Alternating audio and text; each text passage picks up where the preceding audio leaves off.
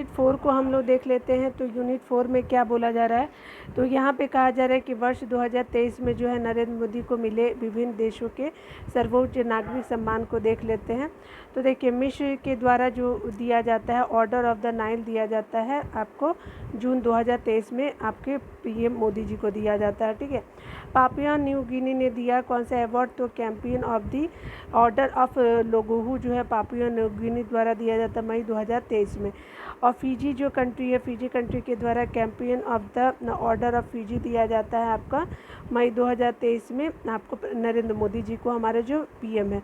अपलाऊ देता है एबाकल award by the republic of Palau जो दिया जाता है वो भी आपका पलायू गणराज्य के द्वारा दिया जाता है आपका विभिन्न अवार्ड। ठीक है। टोटल जो है पिछले 9 वर्षों में बोला जा रहा है कि भारतीय जो हमारे पीएम हैं विश्व के 13 देशों द्वारा सर्वोच्च नागरिक सम्मान दिए जा चुके हैं। तो टोटल कितने कंट्री ने दिया अवार्ड दिया है, तो 13 कंट्रियों ने दिया है। ठीक है। तो चलिए आप अगला देखते हैं, केंद्रीय बजट को देख लेते हैं। ये बहुत इंपॉर्टेंट है, केंद्रीय बजट को हम लोग अगर देखेंगे तो। ठीक है। यहाँ पे जो है केंद्रीय बजट के अनुसार जो है हम लोग देख लेते हैं कि क्या क्या इम्पोर्टेंट इवेंट हमको देखने चाहिए। कहीं पूछ दे हमारे बीपीएससी वाले और टीचर वाले वैकेंसी में तो चलिए एग्ज़ाम जो होने वाले हैं। तो देखिए, यहाँ पे कहा जा रहा है कि केंद्रीय बजट 2023-24 को वित्त मंत्री निर्मला सीतारमण ने 1 फरवरी 2023 को संसद में पेश किया। तो वित्त मंत्री निर्मला सीतारमण जी हैं और आप देखेंगे कि आपका यह अमृत काल में पहला बजट है। ये कौन सा, 2023 का। अगला अगर पॉइंट को देखें तो अमृत काल के विजन जो है वो सशक्त एवं समावेशी अर्थव्यवस्था को हासिल करने के लिए आर्थिक एजेंटों में 3 चीज़ों को क्या किया गया, ध्यान केंद्रित किया गया। पहला क्या है, तो पहला जो है नागरिक विशेषकर युवा वर्गों को अपनी आकांक्षाओं के लिए की पूर्ति के लिए पर्याप्त अवसर उपलब्ध कराना। ठीक है, ये है पहला। उसके अलावा विकास और रोजगार सृजन पर विशेष ध्यान देना, ये आपका दूसरा है। तीसरा अगर बात करें तो बृहद आर्थिक सुस्थिरता को सुदृढ़ करना जो है वो तीसरा के अंतर्गत आता है। ठीक है। तो याद रखेंगे। अगर बात करें यहाँ पे अमृतकाल भारत @100 तक की हमारी यात्रा के दौरान निम्नलिखित 4 मौके रूपांतरित हो सके हैं। ठीक है। तो पहला देखिए, महिलाओं का आर्थिक सशक्तिकरण की बात की गई है। तो देखिए इसके लिए क्या किया गया है, तो दीनदयाल अंत्योदय योजना जो स्टार्ट किया गया था राष्ट्रीय ग्रामीण आजीविका मिशन के तहत 81 लाख स्वयं सहायता समूहों को बड़े उत्पादन उद्यमों में परिवर्तित कर दिया गया है। ठीक है। स्वयं सहायता समूह जो है उसको अब बड़े उत्पादन उद्यमों में परिवर्तित कर दिया। कितना, तो 81 लाख स्वयं सहायता समूह। ठीक है। ये दीनदयाल अंत्योदय योजना की तरह देखेंगे तो पीएम विश्वकर्मा योजना जो है इसके अंतर्गत, यानी पीएम विकास इसको बोला जा रहा है कि पीएम विश्वकर्मा कौशल योजना, जिसको पीएम विकास योजना भी बोला जाता है। तो इसमें बताया जा रहा है क्या है, तो पारंपरिक कारीगरों और शिल्पकारों को वित्तीय सहायता, कौशल प्रशिक्षण और जानकारी देना इसका मेन इनिशिएटिव है पीएम विश्वकर्मा कौशल आपका सम्मान का। पर्यटन में अपार संभावनाओं को आपका बताया जा रहा है कि आपको क्या करना है, उपयोग करना है। इसके अलावा चौथा आपका पॉइंट को याद रखना है कि हरित विकास जो कि विविध क्षेत्रों में ऊर्जा के कुशल उपयोग और हरित रोजगार सुनिश्चित करेगा। ठीक है। हरित विकास जो कि विविध क्षेत्रों में जो है ऊर्जा के कुशल उपयोग और हरित रोजगार सुनिश्चित करेगा। अगर अगला देखिए तो केंद्रीय बजट 2023-24 के अनुसार चालू वित्त वर्ष में भारत की आर्थिक विकास दर कितनी है, तो ये केंद्रीय बजट के अनुसार बोला जा रहा है कि 7% रहने का अनुमान लगाया गया है आपका चालू वित्त वर्ष में, यानी 23-24 में। अगर बात करें तो टोटल बजट का जो आपका कितने करोड़ का था, तो 45,03,000 आपका कितना है, तो 97 करोड़ जो है वो आपका टोटल आपका बजट है। तो 45.03 लाख करोड़ का बजट इस बार रखा गया है। अगर बात करें तो कुल प्राप्तियां जो होंगी आपकी उसमें अनुमानित है कि प्राप्तियां होने का अनुमान है 45,03,097 जो है वो करोड़ रुपए आपके जिसमें कि आपको प्राप्ति होने का अनुमान है। अगर राजस्व प्राप्ति की बात करें, जिसको रेवेन्यू रिसिप्ट बोलते हैं, तो 26,32,281 करोड़ जो है राजस्व प्राप्तियां होंगी। पूंजीगत प्राप्तियों की बात अगर करें तो 18,70,816 जो है पूंजीगत प्राप्तियां होंगी। आपके राजस्व प्राप्तियां आप देख लीजिए 26,32,281, और पूंजीगत प्राप्तियों में अगर देखें तो 18,70,816 जो है वो पूंजीगत प्राप्तियां हैं। ठीक है।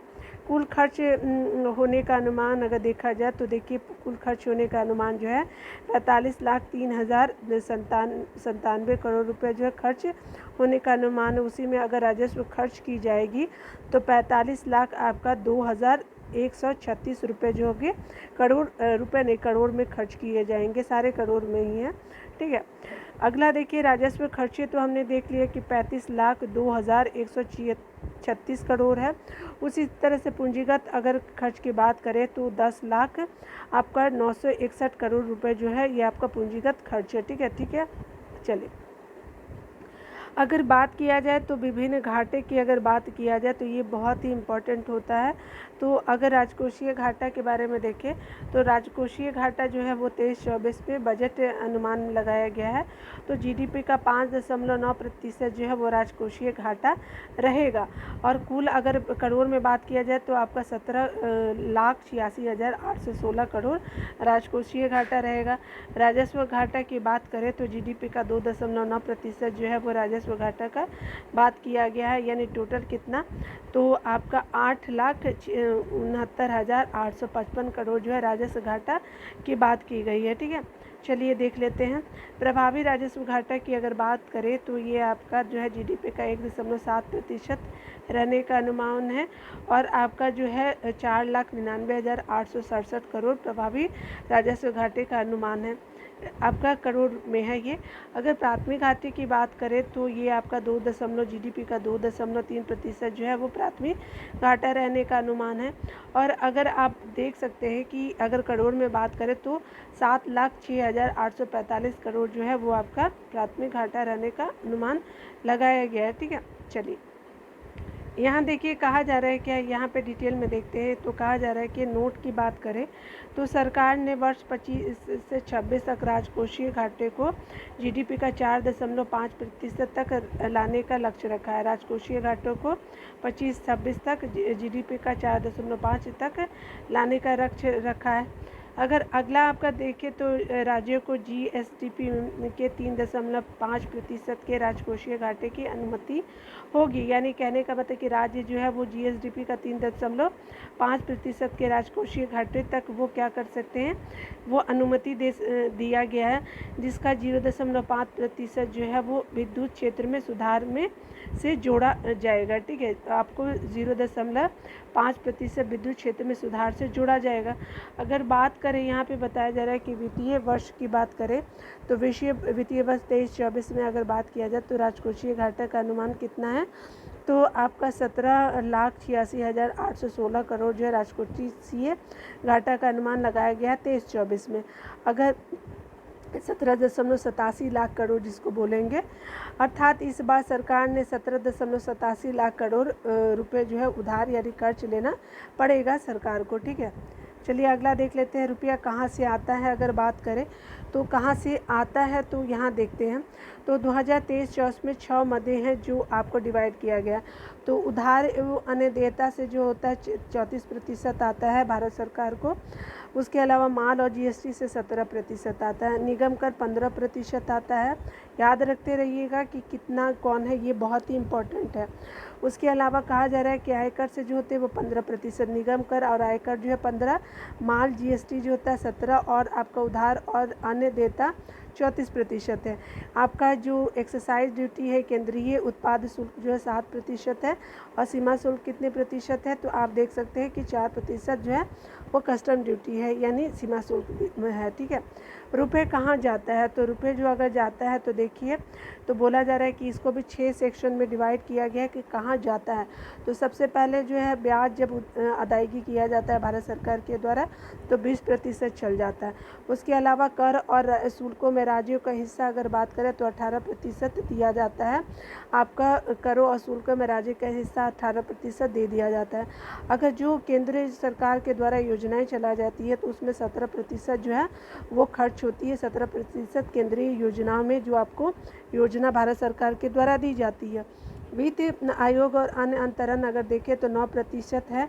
और केंद्र प्रायोजित योजना भी जो है आपकी जो केंद्र क्षेत्र की योजना 17% और केंद्र प्रायोजित जो योजना है वो 9% और रक्षा पे जो है भारत सरकार का 8% खर्चा होता है। याद रखिएगा, ये सब मेन है। डिफेंस पे कितना भारत सरकार खर्च करती है देख लीजिए। अगला बताया जा रहा है कि अगर बात करें 2023-24 में बजट में 7 प्राथमिकता विकास के लिए निर्धारित की गई है। तो कौन कौन, तो चलिए देख लेते हैं। जो अमृतकाल के दौरान हमारा मार्गदर्शन करते हुए सप्तऋषि की भांति कार्य करती है। चलिए देख लेते हैं पूरा पॉइंट को। यहाँ पे बताया जा रहा है क्या, तो यहाँ सप्तऋषि की जो जब हम बात करते हैं तो यहाँ पे सप्तऋषि का इस तरह से ढांचा बना दिया गया है कि किस तरह से आप पॉइंट को याद रखेंगे। तो देखिए, सबसे पहले तो आपका सप्तऋषि 7 प्राथमिकताएं हैं जिसको 7 सप्तऋषि नाम दिया गया है। समावेशी विकास हो, अंतिम व्यक्तियों तक पहुंच होना चाहिए और संरचना एवं निवेश होना चाहिए। सक्षमता को जो है वो सामने लाना चाहिए। हरित विकास होना चाहिए। युवा शक्ति के बारे में भी यहाँ पे इम्पोर्टेंस दिया गया और वित्तीय क्षेत्र में जो है वो सप्तऋषि को प्राथमिकता दी गई है। तो इस तरह से हमने देखा सप्तऋषि जो प्राथमिकताएं थी भारत सरकार की 2023-24 के बजट में। चलिए उसी को एक एक डिटेल के रूप में हम लोग देख लेते हैं यहाँ पे जो जानना चाहिए। ठीक है, अगर बात करें यहाँ पे बताया जा रहा है कि प्राथमिकताएं जो है समावेशी विकास के अंतर्गत अगर देखें तो कृषि एवं सहकारिता के अंतर्गत देखते हैं तो यहाँ पे बताया जा रहा है कि कृषि के लिए डिजिटल पब्लिक इंफ्रास्ट्रक्चर का निर्माण किया जाएगा। ये समावेशी विकास के अंतर्गत कृषि सहकारिता के लिए लाया गया। यहाँ पे अगला बताया जा रहा है कि ग्रामीण क्षेत्रों में युवा उद्यमी को जो है वो एग्री स्टार्टअप खोलने में प्रोत्साहित करने के लिए एग्रीकल्चर एक्सेलरेटर फंड यानी कृषि वर्धक निधि स्थापित की जाएगी। यानी ग्रामीण क्षेत्रों में युवा उद्यमी को एग्री स्टार्टअप खोलने के लिए अगर उनको और प्रोत्साहित करना है तो आपको एग्रीकल्चर एक्सेलरेटर फंड दिया जाएगा, जिससे क्या होगा तो आपका जो है वो कृषि वर्धक निधि स्थापित की जाएगी। ठीक है, यहाँ पे बताया जा रहा है कि अगर बात करें तो आत्मनिर्भर बागवानी स्वच्छ पौधे कार्यक्रम जो भारत सरकार के द्वारा चलाया गया है तो 2200 करोड़ रुपए की लागत से उसको शुभारंभ करने की घोषणा है। तो ये आपका याद रखिएगा, आत्मनिर्भर बागवानी स्वच्छ पौध कार्यक्रम में टोटल 2200 करोड़ रुपए लगाने हैं। इसका उद्देश्य क्या है, तो आप देखिए कि उच्च गुणवत्ता वाला बागानी फसलों के लिए रोग मुक्त एवं गुणवत्तापूर्ण पौध सामग्री को क्या करना, उपलब्धता बढ़ाना है। आगे देखिए कहा जा रहा है कि हमारे जो फाइनेंस मिनिस्टर जी हैं उनके द्वारा कहा गया है कि मोटे अनाजों को लोकप्रिय बनाने के लिए श्री अन्न नाम बजट भाषण में कहा गया है। श्री अन्न नाम बजट भाषण में कहा गया है किसके लिए, तो मोटे अनाजों के लिए यूज़ किया गया है। इसमें क्या होगा कि भारत जो है श्री अन्न का सबसे बड़ा उत्पादक है और दूसरा सबसे बड़ा निर्यात करता है। उत्पादक जो है सबसे बड़ा है, सेकंड नंबर पर निर्यात भी भारत करता है। याद रखेंगे कि भारत को श्री अन्न का वैश्विक केंद्र बनाने के लिए भारतीय बाजरा अनुसंधान संस्थान हैदराबाद को उत्कृष्टता केंद्र के रूप में बढ़ावा दिया जाएगा। ठीक है, याद रखिएगा हैदराबाद को उत्कृष्टता केंद्र के रूप में विकसित किया जाना बजट में निर्धारित है। अगर बात करें यहाँ पे पीएम मत्स्य संपदा योजना की एक नई उप योजना शुरू किए गया जिसमें निवेश 6000 करोड़ रुपए किया गया है। इसका उद्देश्य क्या है, तो मछली पालकों, मत्स्य विक्रेताओं और सूक्ष्म लघु उद्योगों को अधिक सक्षम बनाना है। ठीक है, यानी मछली पालक, मत्स्य विक्रेता जो है या फिर एमएसएमई उद्योगों को क्या करना है, ये अधिक आपको सक्षम बनाना है। पशुपालन, डेयरी और मत्स्य क्षेत्र के लिए जो 20 लाख करोड़ रुपए के ऋण का लक्ष्य रखा गया है, अगर इसमें आप देखें तो। ठीक है, तो पशुपालन, डेयरी और मत्स्य के लिए 20 लाख करोड़ ऋण का लक्ष्य रखा गया है। आगे देखते हैं स्वास्थ्य और शिक्षा और कौशल वर्धन की जब बात करते हैं तो यहाँ पे कहा जा रहा है कि 2023-24 के केंद्रीय बजट में जो है 157 नए नर्सिंग कॉलेज खोले जाएंगे, ठीक है। और इसमें नर्सिंग में स्किल भी दिया जाएगा। देखिए यहाँ पे बताया जा रहा है क्या कि अगर बात करें तो वर्ष 2047 तक सिकल अनीमिया का उन्मूलन करने के लिए मिशन की शुरुआत की गई है। तो 47 तक ये आपको ख़त्म करने की बात की गई है। कौन सा बीमारी? तो सिकल सेल एनीमिया उन्मूलन मिशन चलाया गया है, ठीक है। एनीमिया के जो मामले आते हैं उसको 2047 तक जो है आपका उन्मूलन करने की बात की जा रही है। इससे प्रभावित जनजातीय क्षेत्रों में जागरूकता सृजन किया जाएगा और 0 से 40 वर्ष की आयु वर्ग के 7 करोड़ लोगों को यूनिवर्सल स्क्रीनिंग करवाई जाएगी। 7 करोड़ लोगों का स्क्रीनिंग होगा सिकल सेल एनीमिया उन्मूलन मिशन के तरफ, ठीक है। अगर बात करें बच्चों और किशोरों के लिए एक राष्ट्रीय डिजिटल पुस्तकालय की स्थापना की जाएगी। किसके लिए? तो आपके जो बच्चे और किशोरों हैं उनके लिए। फार्मास्यूटिकल अनुसंधान को बढ़ावा देने के लिए नए कार्यक्रम की शुरुआत की गई है, ठीक है। अगर बात करें तो प्राथमिकता सेकंड की तो देखिए अंतिम व्यक्ति तक पहुंच बनाना जो है मेनली हमारा इनिशिएटिव है भारत सरकार का, और बजट में भी उसी को आगे बढ़ाने की बात की गई है। आकांक्षी जिला कार्यक्रम की सफलता को देखते हुए 500 ब्लॉकों में आकांक्षी जो ब्लॉक कार्यक्रम शुरुआत किया गया। कितने आपके ब्लॉकों में? तो 500 ब्लॉकों में। विशेष रूप से संवेदनशील जनजाति समूह यानी PVTG की सामाजिक आर्थिक स्थितियों में सुधार लाने के लिए जो है प्रधानमंत्री PVTG विकास मिशन शुरू किया गया है, ठीक है। तो ये हमने देख लिया। अगला ये हम लोग क्या देखते हैं, अगले 3 वर्षों में इस मिशन को लागू करने के लिए 15,000 करोड़ रुपए की राशि उपलब्ध की जाएगी। कौन सा? तो प्रधानमंत्री PVTG विकास मिशन के तहत। और ये संवेदनशील जनजातियों के लिए ये इनिशिएटिव लाया गया और फंड कितना? तो 15,000 करोड़, साल कितना? 3 वर्षों के लिए। आगे देखेंगे, कहा जा रहा है कि अगले जो है 3 वर्षों में केंद्र 3.5 लाख जनजातीय छात्रों के लिए चलाए जा रहे आपके 740 एकलव्य मॉडल आवासीय स्कूलों में 38,800 अध्यापक और सहायक कर्मचारियों की नियुक्ति की जाएगी। तो 38,800 अध्यापक होंगे और सहायक कर्मचारियों की नियुक्ति होगी, ठीक है। टोटल कितने एकलव्य बनेंगे? तो 740 जो है बनेंगे। और इसमें जो है वो केंद्र जो है क्या करेगी? 3.5 लाख जनजातीय छात्रों के लिए चलाए जाएंगे और 3 वर्षों में ऐसा किया जाएगा, ठीक है।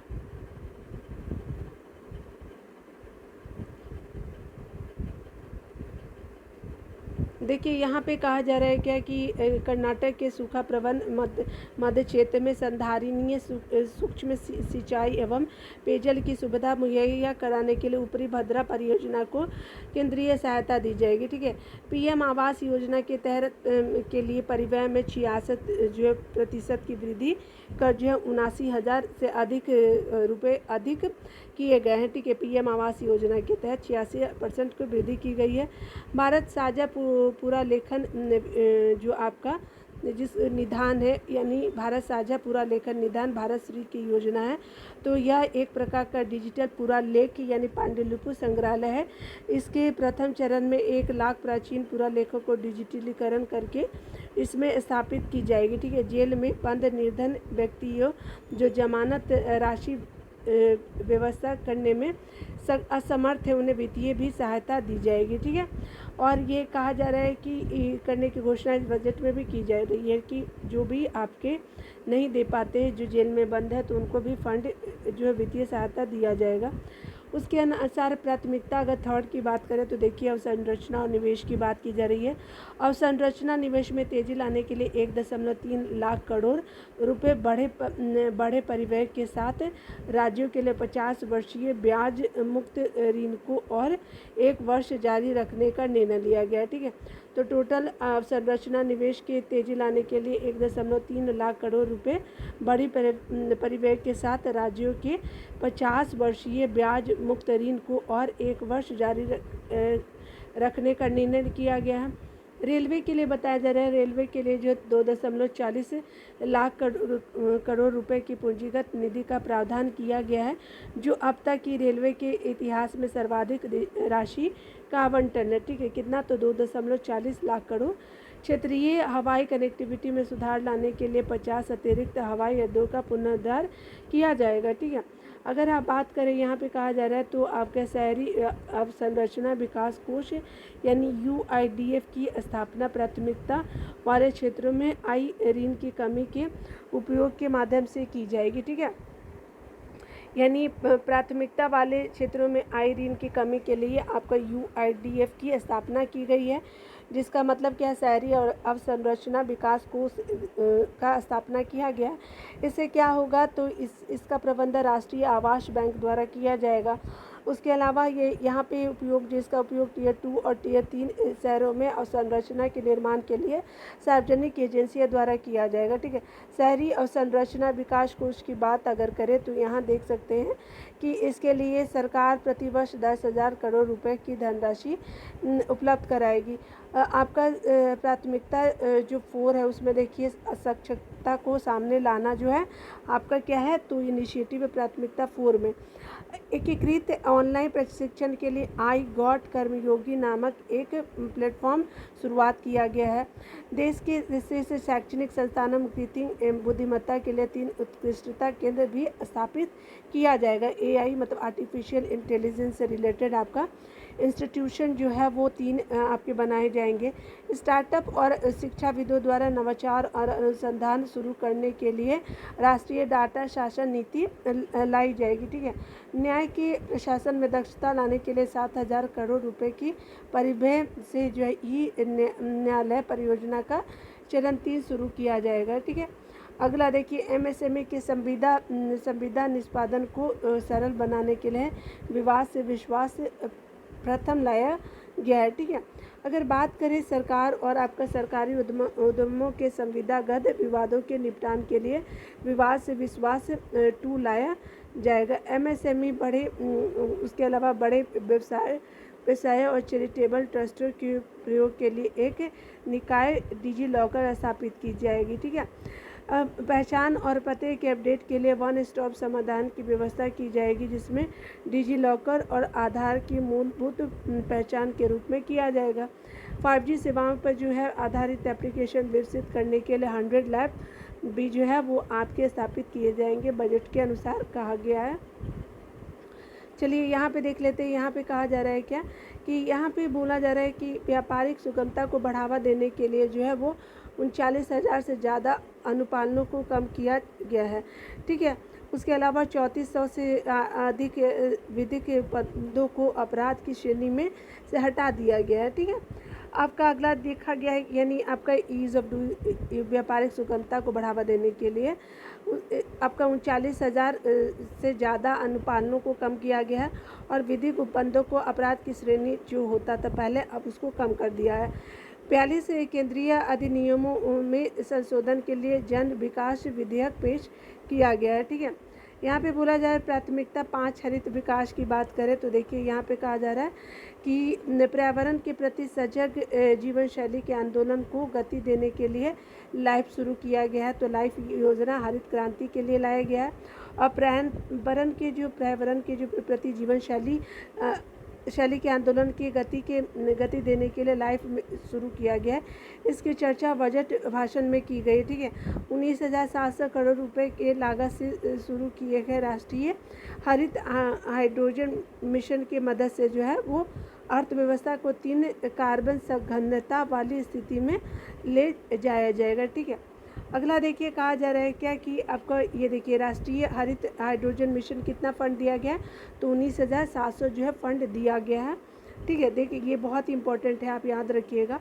इस मिशन के तहत क्या होगा तो मदद से जीवाश्म ईंधन के आयातों पर निर्भरता को कम करके 2030 तक 5 MMT के वार्षिक उत्पादन का लक्ष्य निर्धारित किया जाएगा। ठीक है, अगला देखिए यहाँ पे बोला जा रहा है लद्दाख से 13 गीगावाट नवीकरणीय ऊर्जा के निष्क्रमण और ग्रिड एकीकरण के लिए अंतर्राज्यीय पारेषण प्रणाली 20,700 करोड़ रुपए के निवेश के साथ निर्मित की जाएगी। ठीक है, यानी लद्दाख में 13 गीगावाट का स्टार्ट किया जाएगा। उसके अलावा हरित ऋण कार्यक्रम को अधिसूचित किया जाएगा। तो पर्यावरण संरक्षण नियमों के तहत जो है हरित ऋण यानी हरित क्रेडिट कार्यक्रम को अधिसूचित किया जाएगा। अगर यहाँ पे बताया जा रहा है पीएम प्रणाम योजना के तहत, तो देखिए यहाँ पे बोला जा रहा है कि रासायनिक उर्वरकों को संतुलित प्रयोग तथा उनके स्थान पे वैकल्पिक उर्वरकों के प्रयोग को बढ़ावा देने के लिए इस कार्यक्रम को क्या किया गया, शुरुआत किया गया। अगर यहाँ पे डिटेल से देखें तो आपका बताया जा रहा है कि चक्रीय अर्थव्यवस्था को बढ़ावा देने के उद्देश्य से गोवर्धन यानी गल्वनाइजिंग ऑर्गेनिक बायो एग्री रिसोर्सेज धन नामक योजना के तहत जो 10,000 करोड़ रुपए के कुल निवेश के लिए जो है 500 नए उत्कृष्टता आमदनी संयंत्र लगाए जाएंगे, यानी 500 नए अपशिष्ट से आमदनी संयंत्र लगाए जाएंगे। 500 अपशिष्ट है यहाँ पे, ठीक है। अगला आपका बताया जा रहा है कि अगले 3 वर्षों में सरकार 1 करोड़ किसानों को प्राकृतिक खेती अपनाने के लिए सहायता देगी। 3 वर्षों में बोला जा रहा है, ठीक है। मैंग्रोव पौधारोपण के लिए तटीय पर्यावास और वो ठोस आमदनी के लिए मैंग्रोव पहल मिस्ट्री की शुरुआत की जाएगी। मैंग्रोव उत्पादन के लिए ऐसा किया गया, ठीक है। अगर बात करें यहाँ पे बताया जा रहा है कि अगले 3 वर्षों में सरकार अमृत धरोहर योजना के माध्यम से आंध्र भूमि तथा जैव विविधता को बढ़ावा देगी, ठीक है। अगला देखिए आपका बोला जा रहा है प्राथमिकता 7 में जो है आपका देखेंगे तो यहाँ पे बताया जा रहा है कि प्राथमिकता 6 में बताया जा रहा है क्या कि अगले 3 वर्षों में लाखों युवाओं को कौशल देने के लिए जो है प्रधानमंत्री कौशल विकास योजना 4.0 की शुरुआत की गई है। इसमें क्या होगा, इंडस्ट्री 4.0 जैसे coding, AI, robotics, 3D printing इत्यादि जैसे नए युग के पाठ्यक्रमों को भी शामिल किया जाएगा, ठीक है। तो ये हमने डिटेल से देखा। यहाँ पे बताया जा रहा है कि युवाओं को अंतर्राष्ट्रीय अवसरों के लिए कौशल प्रदान करने हेतु अलग अलग राज्यों में 30 स्किल इंडिया इंटरनेशनल सेंटर स्थापित किए जाएंगे। अगला देखिए क्या बोला जा रहा है, तो कहा जा रहा है क्या कि स्किल इंडिया इंटरनेशनल प्लेटफॉर्म की शुरुआत करके कौशल वर्धन हेतु डिजिटल तंत्र को और विस्तार प्रदान किया जाएगा। अगर लक्ष्य की बात करें तो देखिए यहाँ पे कहा जा रहा है मांग आधारित औपचारिक कौशल वर्धन सक्षम करना है, MSME सहित नियोक्ताओं के साथ जोड़ना है, उद्यमिता योजनाओं को सुगम करना है, उद्यमिता योजनाओं को सुलभता सुगम करना है, ठीक है। उसके अलावा अगर बात करें अखिल भारतीय राष्ट्रीय प्रशिक्षुता प्रोत्साहन योजना के तहत जो है 3 वर्षों में 47 लाख युवाओं को वृत्ति का सहायता प्रदान करने के लिए डायरेक्ट बेनिफिट ट्रांसफ़र यानी DBT जो है वो आपका DBT शुरू किया गया है, ठीक है, हमने देखा। और ये हम लोग क्या पढ़ रहे हैं, तो ये आपका स्किल इंडिया डिजिटल प्लेटफॉर्म के द्वारा ये आपका किया जाएगा, ठीक है। चलिए अगला देख लेते हैं जो आपका यहाँ पे जाना चाहिए।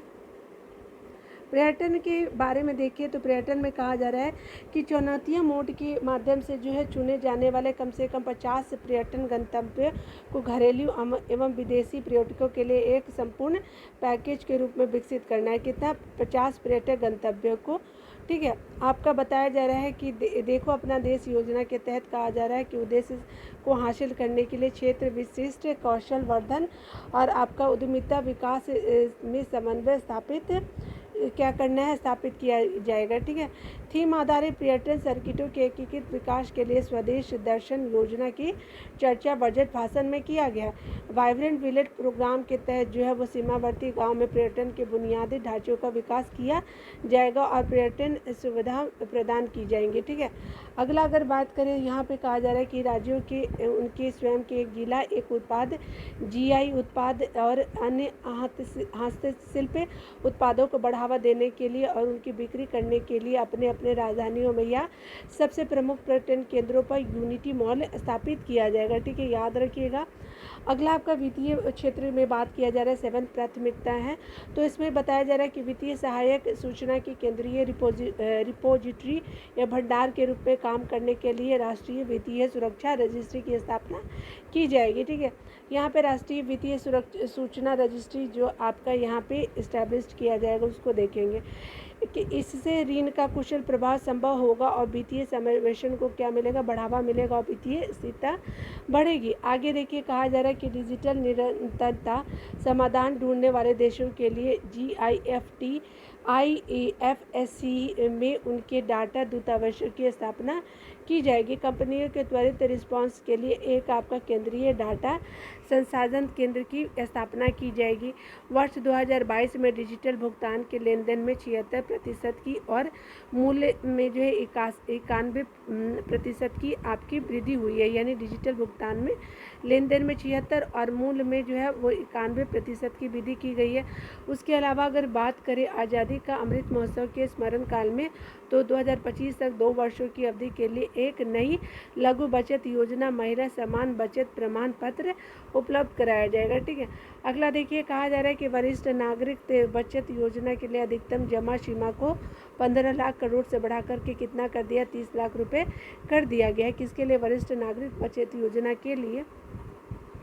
यहाँ पे देखिए, यहाँ पे कहा जा रहा है कि केंद्रीय बजट को पॉइंट वाइज देख लेते हैं। तो यहाँ मोबाइल फ़ोन का उत्पादन पिछले वर्ष जो है 2,75,000 करोड़ रुपए मूल्य के 31 करोड़ यूनिट तक पहुँच गया है। तो आपका ये आपका 2,75,000 करोड़ रुपए के मूल्य के 31 करोड़ यूनिट तक पहुँच गया। विनिर्दिष्ट सिगरेटों पर राष्ट्रीय आपदा आकस्मिक शुल्क 16% की वृद्धि करने का प्रस्ताव किया गया है। अगला अगर बात करें तो देखिए, कहा जा रहा है कि भारत विश्व में स्टार्टअप के लिए तीसरा सबसे बड़ा इकोसिस्टम है और मध्यम आय वाले देशों के बीच नवाचार गुणवत्ता में दूसरा स्थान है। अगर बात करें, यहाँ पे कहा जा रहा है कि केंद्रीय बजट 2023-24 में सरकार ने 2014 से अब तक की उपलब्धियाँ बताई है जो निम्न है। ठीक है। तो इनमें बताया गया है कि इन 9 वर्षों में भारतीय अर्थव्यवस्था दुनिया की 10वीं से 5वीं अर्थव्यवस्था जो बड़ी अर्थव्यवस्था बन गई है। यानी 9 वर्षों में ऐसा बताया गया है कि ये 2005 से लेकर के अभी 2023 तक में बताया गया है कि पहले क्या थी कि 10वीं अर्थव्यवस्था थी, अब 5वीं हो गई है 9 वर्षों में। उसके अलावा आपको बताया गया है कि स्वच्छ भारत मिशन के तहत 11.7 करोड़ घरेलू शौचालय का निर्माण किया गया। उज्ज्वला योजना के तहत जो है 9.6 करोड़ LPG कनेक्शन हो गए हैं। अगर बात करें आपका 102 करोड़ लोगों को 220 करोड़ आपके क्या हुए हैं, तो कोविड टीकाकरण किया गया है। PM जनधन योजना जो था आपका के तहत 47.8 करोड़ बैंक खाते खोले गए हैं। ठीक है। तो ये हमने देख लिया इम्पोर्टेंट पॉइंट को।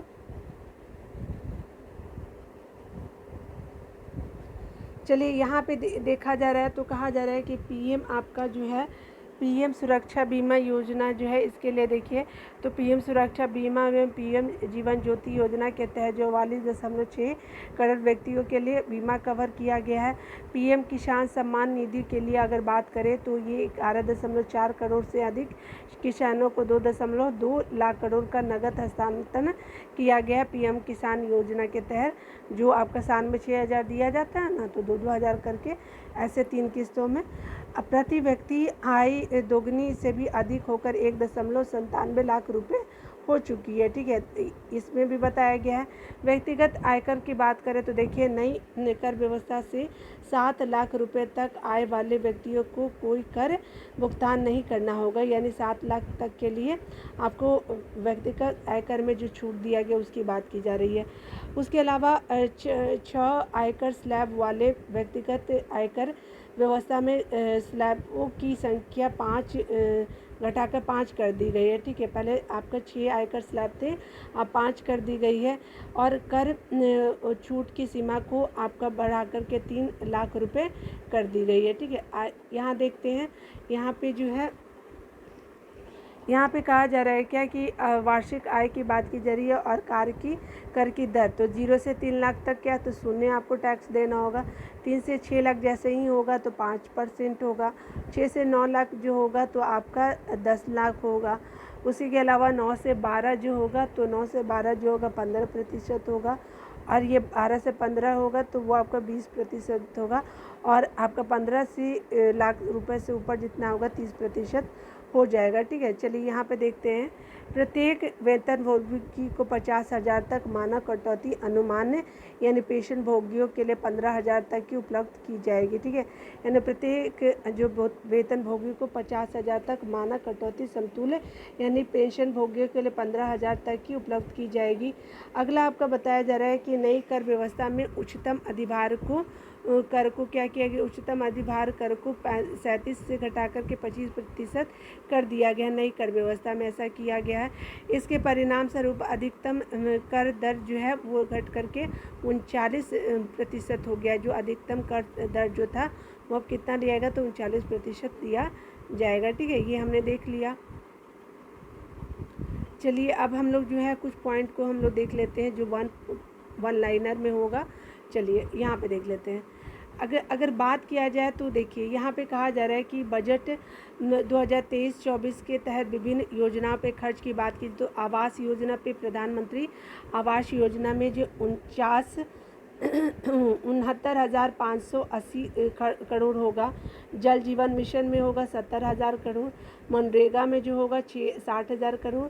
और प्रधानमंत्री किसान सम्मान निधि में भी आपका, जिसको पीएम किसान बोला जाता है, 60,000 करोड़ होगा। तो आपका मनरेगा और किसान सम्मान निधि 60,000 करोड़, जल जीवन जो है 70,000 करोड़, और किसान प्रधानमंत्री आवास योजना के लिए जो है आपका 79,590 करोड़ है। ठीक है, अगर बात किया जाए यहाँ पे तो 2023-24 के तक प्रमुख मदों में ब्याज देखिए तो परिवहन में कितना है, तो 5 लाख का आपका 17,034 करोड़ परिवहन में खर्च किया जाएगा। रक्षा की बात करें तो 4,32,720 करोड़ रुपए रक्षा में खर्च किए जाएंगे। ग्रामीण क्षेत्रों की बात करें तो आपका 2,38,204 करोड़ रुपए ग्रामीण क्षेत्रों में खर्च किए जाएंगे। और शिक्षा की बात करें तो शिक्षा में 1,12,899 खर्च किए जाएंगे। ठीक है, ये शिक्षा की बात की जा रही है। उसके अलावा बजट 2023-24 के अंतर्गत विभिन्न मंत्रालयों पर खर्च टॉप 5 देखें तो सबसे ज़्यादा जो है रक्षा मंत्रालय पे खर्च किया गया 5.94%, और आपका जो 5.94 लाख करोड़ खर्चा किया गया था रक्षा पे, और प्रतिशत में 8% जो है खर्चा किया जाता है रक्षा पे। उसके अलावा अगर सड़क परिवहन और राजमार्ग मंत्रालय की बात करें तो 2.70 लाख करोड़ आपके सड़क परिवहन और राजमार्ग मंत्रालय पे खर्च किया जाएगा। रेल मंत्रालय पे कितना, तो 2.41 लाख करोड़ रेल मंत्रालय पे खर्च किया जाएगा। उपभोक्ता मंत्रालय और आपका क्या है, तो खाद्य एवं सार्वजनिक वितरण मंत्रालय, तो 2.06 लाख करोड़ खर्चा किया जाएगा आपका जो उपभोक्ता मामले और खाद्य और सार्वजनिक वितरण मंत्रालय उसमें। गृह मंत्रालय में जो है वो 1.96 लाख करोड़ खर्चा किए जाएंगे। तो इस तरह से हमने सारे पॉइंटों को देख लिया। ठीक है, अब हम लोग मिलेंगे अगली वीडियो में। तब तक के लिए आपका वीडियो देखने के लिए बहुत बहुत थैंक यू। तब तक के लिए आप खुद का ख्याल रखें, पढ़ते